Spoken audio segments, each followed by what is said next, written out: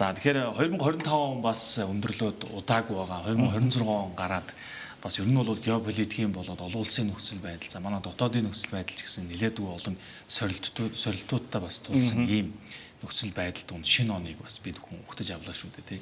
Тэгэхээр хамгийн түрүүнд танаас асуух асуулт мэдээж бидний одоо мэрэгжлийн эдийн засгийн эксперт хүний хувьд ер нь 2026 оныг та Монгол улсын нийгмийн эдийн засгийн ерөнхий төлөв байдлыг ямар дүр зургаар ер нь төсөөлж харж байна? Ерөнхий макро эдийн засгийн талаас нь ярих юм бол 2026 он бол яг харьцангуй тийм доктортой өсөлтийн жил болов уу гэж бодож байна. За 25 оны хувьд гэвэл өмнө одоо жилүүдэд нөгөө 100 ихтэй байсан учраас бол ерөнхийдөө өсөлт нь бол хөдөө аж ахуйгаас бий болсон. За 26 онд болохоор бол одоо өмнөх салбаруудын байдлыг, өмнөх жилийн салбаруудын байдлыг харахад бол төдийлөн ингээд амар өөрчлөлт гарах тийм төлөв харагдахгүй байна. Яг нь ер нь бол томоохон хүлээгдэж байгаа одоо бүтээн байгуулалт бол байгаа. Гэхдээ бол 26 онд бол арай амжихгүй баг. Тэгэхээр бол одоо өмнөх 25 онтой бол зарчмын хувьд бол нэг их тийм өөрчлөлт байхгүй жилүүд ялгаа бол байхгүй. Тэгэхээр бол одоо 25 онд ямар одоо сорилтууд байсан тэр нь бол ерөнхийдөө 26 онд хэвээрэл байна гэж бодож байна. Ер нь сүүлийн үед ингээд таврын зах зээлийг ажиглах юм бол нүүрсний эрэлт хэрэгцээ харьцангуй буурах тал руугаа нөгөө талдаа эсэргээрээ зис бол одоо улам бүрэл түүхэн амжилтуудыг тогтоож эхлэдэг шүү дээ тий. Тэгэхээр энэ маань мэдээж нөгөө талдаа бол технологийн салбараараа маш хөрөнгө оруулалтыг татж байгаа эрэлт өндөр байгаа гэж илэрхийлэгдэж байгаа. Тэгэхээр энэ тал дээр ер нь та ялангуяа одоо манай уул уурхай одоо юу гэдгийг Монгол улсын эдийн засгийн бүрдүүлэгч гол хүчин зүйл гэж бас үздэг юм хувьд энэ тал дээр ер нь ямар байр суурь таа бол ер нь бидний ирээдүйд одоо зэсэнд илүү найдах хэрэгтэй. Ер нь бол за эхлээд нүүрсний хувьд ярих гэж бодож байна. За нүүрсний хувьд бол ерөнхийдөө бол гол манай импортын хувьд одоо манайхаас худалдаж авдаг зах зээл маань бол хятад учраас бид нар бол хятадын эдийн засгийн байдлыг одоо ярихаас өөр аргагүй. Үүнээс бол яг хөө дэлхийн зах зээл дээр бол гарч байгаа өөрчлөлт гэвэл коксчих нүүрсийг бол орлуулах юм одоохондоо байхгүй.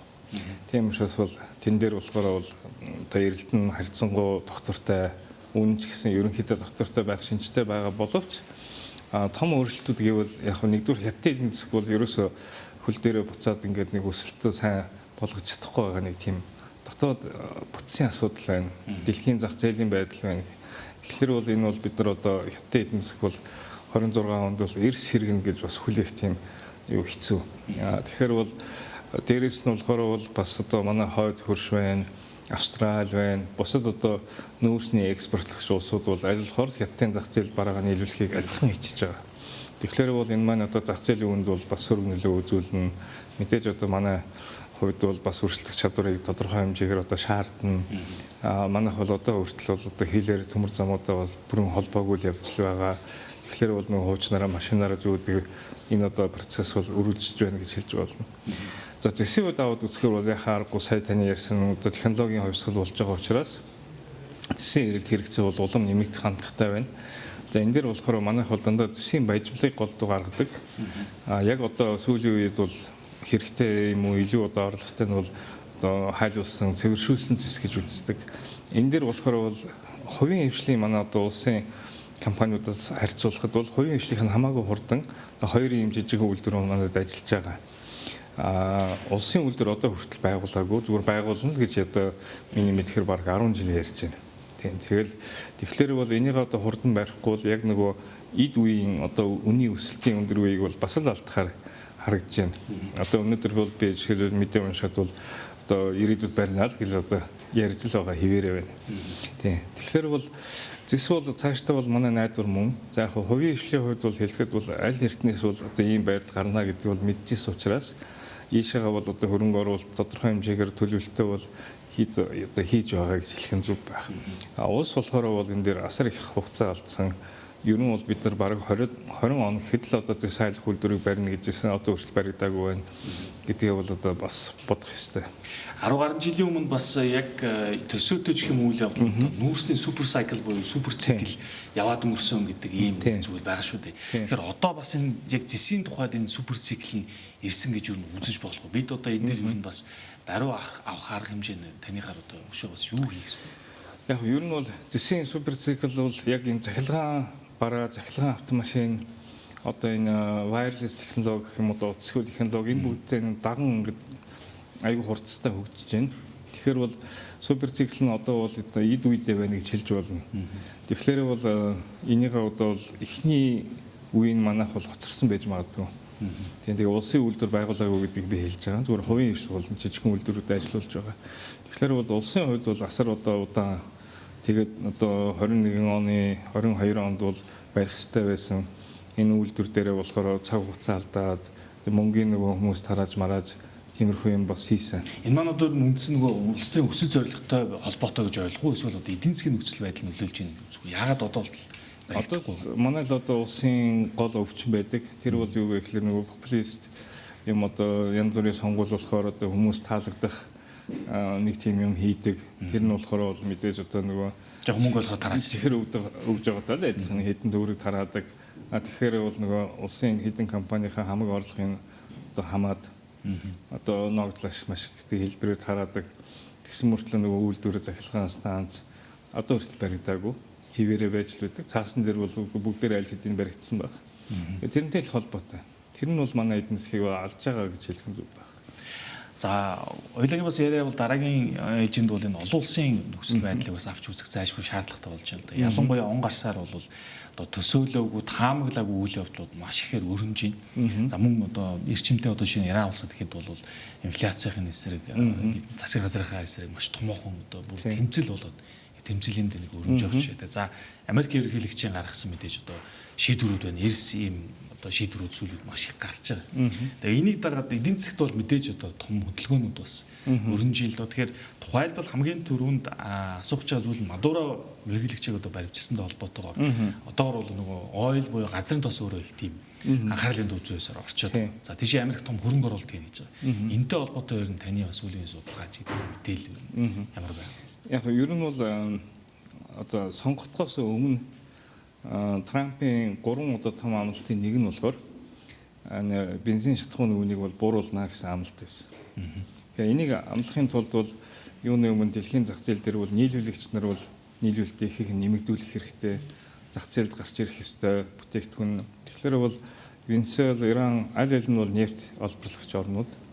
Энэ утгаараа бол дэлхийн зах зээлд бол нөлөөлнө. Нөлөөлөлтөд их хэмжээгээр нөлөөлнө.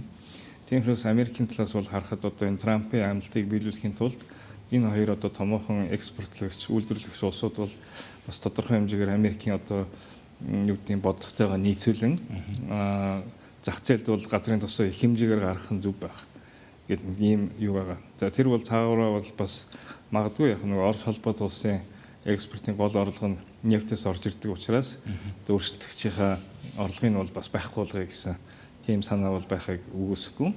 Ямар ч гэсэн бол тэр маань эргээд Америкийн нэст бол асар их одоо эерэг нөлөөтэй байдаг. Яагаад гэдэм бэ гэхээр бол маш хэмжээгээр автомашиныг хэрэглээ их өндөртэй.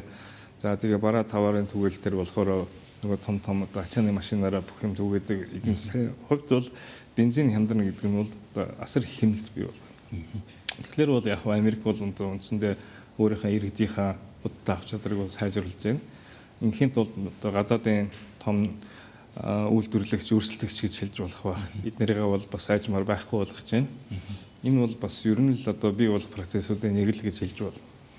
За тэгэхээр яг энэ цаг мөчид бас Америк нэгдсэн улсын Төв банк улс төрийн мөргөлдөөнд татагдсан ороод байгаа. За ялангуяа Төв банкны тэргүүн Жером Паул эрүүгийн эриг нээж шалгалтыг хэлсэн зах зээлийн шинэ эрсдэл болж байгаа маа. Тэгэхээр энэ талаар бид Осакад яг одоо ажиллаж байгаа манай CNBC-ийн долгионтой холбогдож гол анализ мэдээллүүдийг бас авахаар байгаа. За тэгэхээр энергийг бүгд нь харуул ер нь ямар дүр зураг өрнөж байгаа вэ гэдгээс бас яриагаа хэлхийн зүйтэй авах гэж бодож байна. Өдрийн мэнд хүргэлээ. За өдрийн мэнд хүргэе. За тэгэхээр таны зүгээс ер нь яг харахад одоо Америкийн Төв Холбооны үндэсний банкны захиралтай холбоотой яг энэ асуудал ер нь яг бүхэлд нь том зургаар нь харуул ямар өнцгөөс харагдаж байгаа.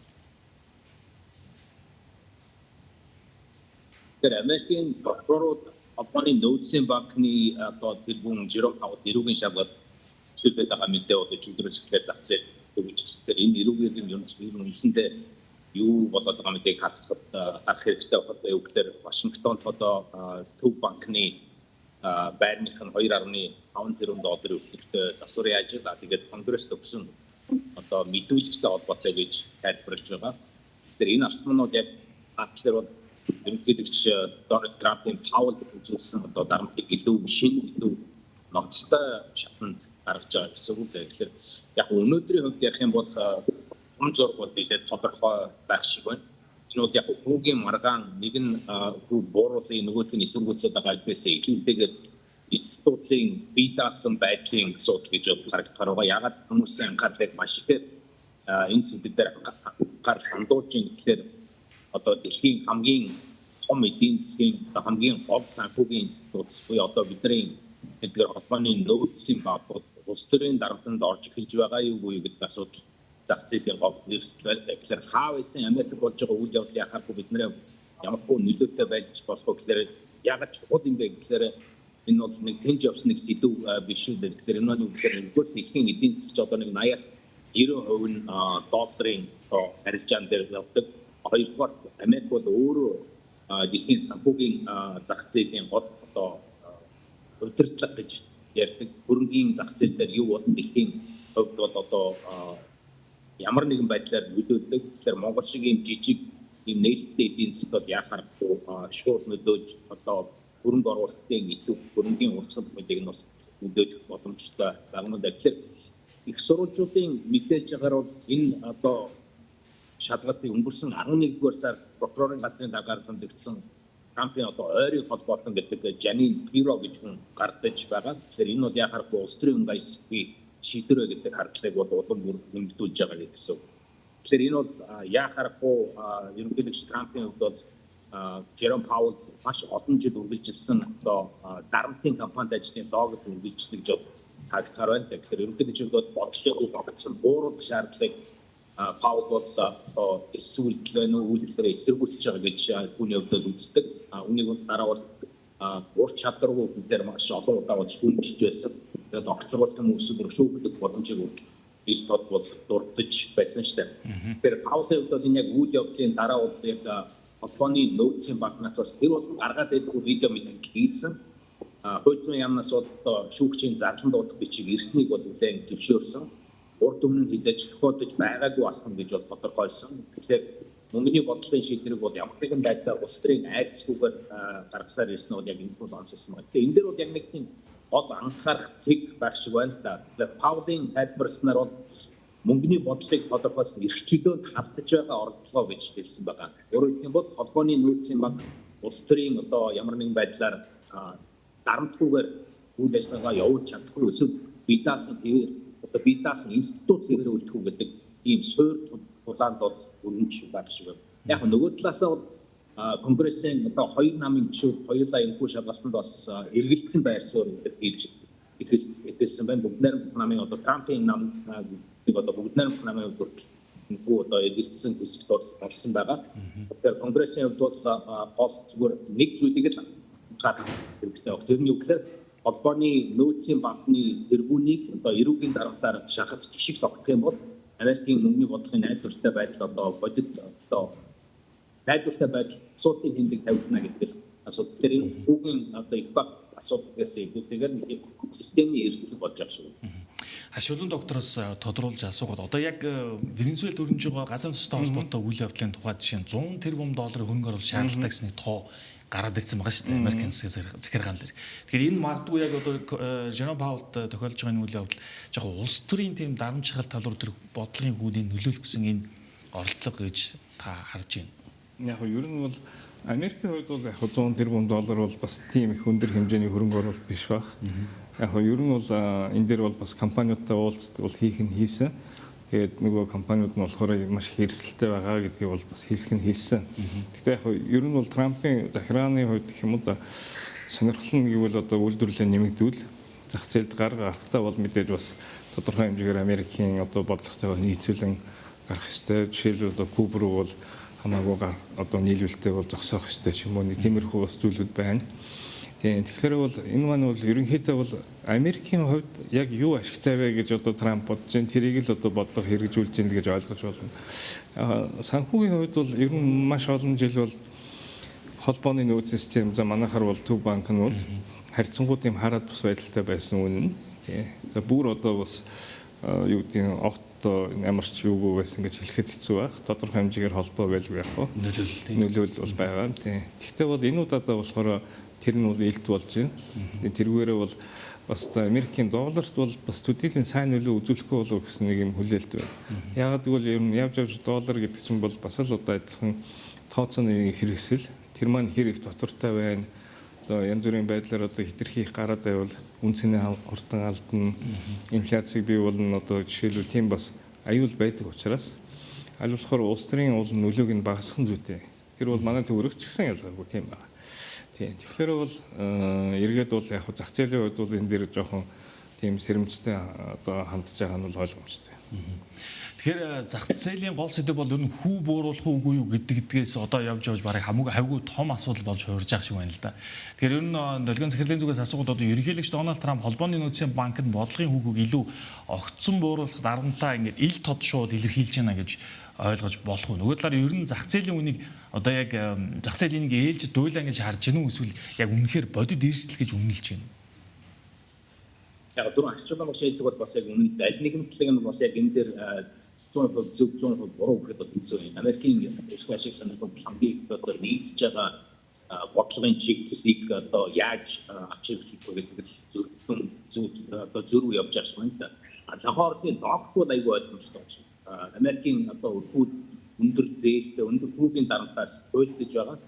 Тийм болохоор Трампын хувьд бол кредит картын хүүг 10% хязгаарлах зам хүртэл гаргасан байгаа. Ипотекийн зах зээл хүртэл шууд оролцож ирсэн. Энэ нь бол харин хэрэглэгчдэд бол бодит ашиг гарах уу гэдэг бас сонин юу одоо кейс болж байгаа юм байна. За тэгэхээр бас товчхон нэг асуулт явж байгаа нь бол дөнгөж саяхан бас Трамп кредит картны хүүн дээр хязгаарлалт тогтооно гэсэн байна тийм. Тэгэхээр энэ дээр одоо яг та юу гэж харж ялангуяа энэ 10% гэсэн нэг ийм шууд дүнг бол тавьчаад байна л да. Яг Трампын хувьд гэхлээр бол ерөнхийдөө сонин тийм бас юу логик байна. Концепцийн хувьд бол огт логикгүй гэж хэлж болохгүй. Яг ерөнхийдөө бол Трампын хувьд бол Америкийн аж үйлдвэр, Америкийн эдийн засгийг бол томоохон болгохыг хүсэж байгаа. Эргээд одоо яг одоо ингээд цэргийн хүчээр бол дэлхийд номер 1 байна. Эдийн засгийн хүчээр бол сүүлийн үед бас суларсан. Хятад ерөнхийдөө баригдах гээд байна. За нэг ийм байдал байна. Тэгэхээр бол эдийн засгаас сэргээ, аж үйлдвэрлэлээс сэргээ, хай-тека хөгжүүлэх гэсэн нэг тиймэрхүү бодлогод байна. Тэрийг яг тэгж нэрлэдэггүй ч гэсэн. Жишээлбэл одоо Apple ч юм уу, Google бол тодорхой шахалт үзүүлээд дотоодын хөрөнгө оруулалт хийхийг шаардлаа. Нөгөө хэдэн одоо дэмжлээ. Том одоо чипийн үйлдвэрүүдийг бол Америкт байгуулахар болж байна, нээж байна. За нөгөө талаасаа бол гадаадын хөрөнгө оруулагч нарыг Японыг, Солонгосыг бүгдийг авчираад Америкийнээс хөрөнгө оруулалт хий гэдгийг бол бас хэлсэн. Нөгөө хэдэн бас зөвшөөрсөн $500 тэрбум гэх мэтлэн товоороо бол ярьсан.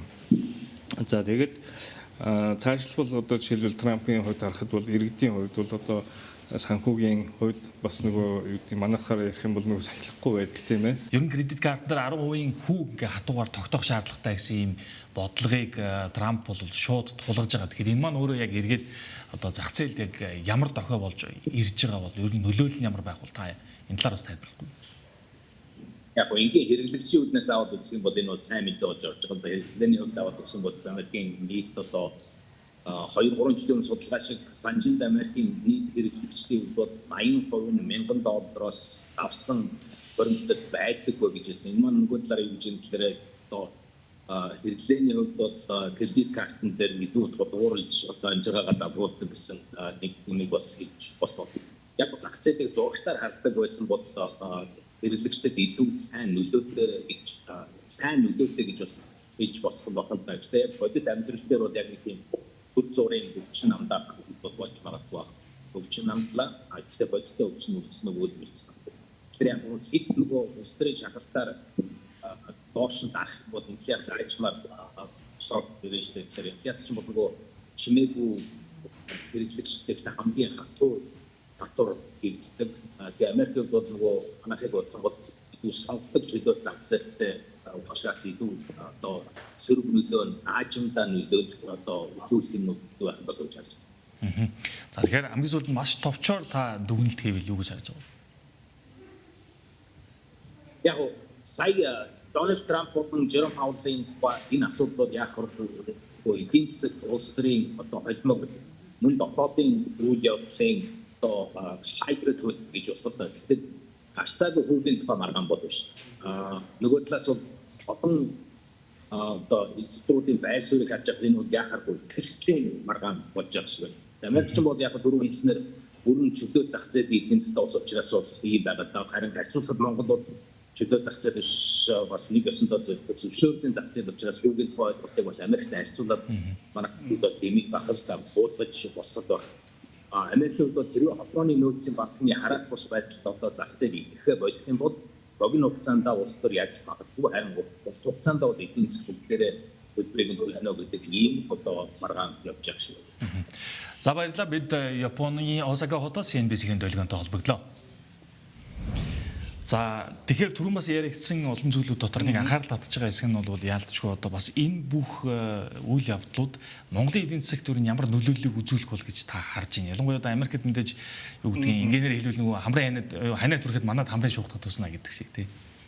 Яг нь сая нөгөө нэг кредит картны тухай үргэлжлээ зүгээр яг дуусгахад бол одоо ингээд энгийн үгээр хэлэхэд бол Трамп бол эдийн одоо бодит эдийн засгийг хөгжүүлэхийн тулд хүүгээ бууруулахын юм шахалт үзүүлж байна. Тэгээ хүү бууруулахаар бол хэрэглэгчд бол ингээд нөгөө зээл аваад зүгээр одоо энгийн бараа юм хэмжээгээр авах одоо аюул үүсч магадгүй. Тэгэхээр тэр мөнгө нь одоо нөгөө аж үйлдвэрлэл рүү явуулахын тулд юм уу та бодит эдийн засаг руу яваасаа гэж хийж байгаа учраас хэрэглээг жоохон одоо кредит картны тэр юугаар бол хэмжээнэ гэж ойлгож байна. Дээрээс нь банкуд болохоор үйл хөдлөх хөрөнгө рүү битээ орцгоо гэдэг байгаа нь бол яг нөгөө үйл хөдлөх хөрөнгийн одоо хүү буурахаар үйл хөдлөх хөрөнгийн үн өсдөг нэг тийм хөөсөрдөг аюул байдаг. 2007 онд яг тийм юм болсон. Тэгэхээр бол тэрийг бол бас бий болохгүй нэг тийм гэсэн бодгон юу байна. Тэгээ хэдийгээр бол тэгэж яг санаа нь ойлгомжтой болгож бол хэрэгжүүлэхэд бол нэлээд амаргүй. Гэхдээ бол ингээд хүү буурахаар бол хүмүүс маш их кредит картаар бараа авах юм бол тэр нь одоо Америкийн хувьд бол юуны юм хятадаас нөгөө хятад нөгөө хямд барааны урсгал нэмэгдэнэ. Эргээд нөгөө нэг хориг тавьж байгаа хятадыг сэргээ чинь. Тийм. Тэгэхээр бол нэг тийм байдал байгаа учраас бол хэрэглэгчдэр арга хэмжээ авч байгаа нь бол яг ойлгомжтой. За Монголын эдийн засгийн хувьд бол үзүүлж байгаа нөлөө нь бол хэд хэдэн талын нөлөө байна. Бүгдийг нь бол их товчоор ярихад их хэцүү л дээ. Яг нэгдүгээрт бол нэг том орсол гэвэл ерөнхийдөө яг одоо нөгөө дэлхий чинь 1945 оноос хойш одоо үндсэндээ тийм их доктортой системтэй байж ирсэн. Хоёр том туул байсан. Зөвлөлт холбоот улс Америк. За тэгээд дунд нь болохоор Дэлхийн банк, олон улсын валютын систем, олон улсын санхүүгийн систем гэдэг бүгдийг нь бол ерөнхийдөө ингээд зохицуулсан, хөгжүүлсэн юм их доктортой систем байлаа. За 90-ад онд бол маш хурцтайгаар одоо хүлээлтээс хамаагүй хурцтай юм одоо зөвлөлт холбоот улс задарсан. За ингээд ямар ч гэсэн одоо энэ системд болохоор бол нэг л туул үйлдсэн. Нэг л одоо хүчний туул гэх юм уу да. Тэгээд энэ маань бол өөрөө бол бас одоо Америкийн нэгдсэн улс байсан. Тэгээд энэ бол одоо санхүү эдийн засгийн хувьд бол бас төв одоо хэвээрээ мэдээж байгаа. Дараагийн одоо сүүлийн жилүүд бол 21-р зуунд бол хятадын нөлөө бол аажмаар өсч эхэлсэн. Ингээд аваад үзэхээр бол цэрэг одоо талаас аваад үзэхээр бол Америк бол асар одоо хүчтэй. Гэхдээ эдийн засгийн хувьд бол баригдах гээд байна. Хятадын хувьд бол ингээд цэрэг гэхээс илүү эдийн засгийн хүчээ нэмэгдүүлээд явж байна. Хайтек руу одоо хөрөнгө оруулалт хийж байна. Тэгээд энэ одоо хоёрын зөрчил бол нэлээд ил болж эхэлж байгаа болоо даа л гэж бодож байна. Тэгэхээр бол худалдааны дан гэдэг нь бол нэг л илрэл. Тэр бол тэгэхээр одоо 10 жилийн өмнөөс энэ хоёрын хоорондын одоо асуудал үүсээд тэгээд манай эдийн засаг болохоор бол яг дунд нь ингээд орчихсон. Угаасаа одоо Орос хятадын дунд байдаг. Дээрээс нь одоо Америкийн бас энэ зах зээлийн хятадтай байлж байгаа энэ байлдааны дунд бол өөрийн ирэхгүй татагдж байна. Тэгэхээр Монголын хувьд бол аваад үзэхээр бол яг практикээр ярих юм бол газрын тосны үн буурах нь бол манайд сайн гэж хэлэх нь зөв баг. Тийм. Гол одоо импортын нэг. За хятадын эдийн засгаас солирох нь бол манайд бас тийм таатай юм биш.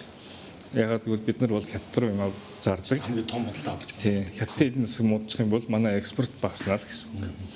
Тэгэхээр бол манайд одоо ийм валютын орлого бол багасна гэсэн үг. За дэлхийн хүүгийн хувьд бол ялангуяа Америкийн хүүгийн хувьд хэлэхэд бол яг Америкт хүү буурах юм бол илүү нөгөө хөгжиж байгаа орнуудын үнэ цаас руу мөнгө урсдаг. Тэгэхээр бол одоо Монголын жишээл засгийн газрын бонд гаргах юм бол эсвэл Монголын хувийн хвшлийн компаниуд бонд гаргавал харьцангуй илүү борлогдох одоо боломжтой гэж хэлж байна. За ингээд аваад үзэхээр бол ерөнхийдөө бол их олон төрлийн нөлөө байгаа. За дээрэс нь болохоор Орос Украины дайн байна. Энэ дээрээс болохоор бол үндсэндээ Оросын экспорт бол Европоос бол бүр мөс ингээд таслагдж байна. Яг нь ер нь бол Европ айлмаар таслана гэжсэн нь ер нь бол 26 онд бол тэр Оросын байгалийн тий газрын тусыг бол авах нь бол бүр их багасч байна. Маш хурцтай.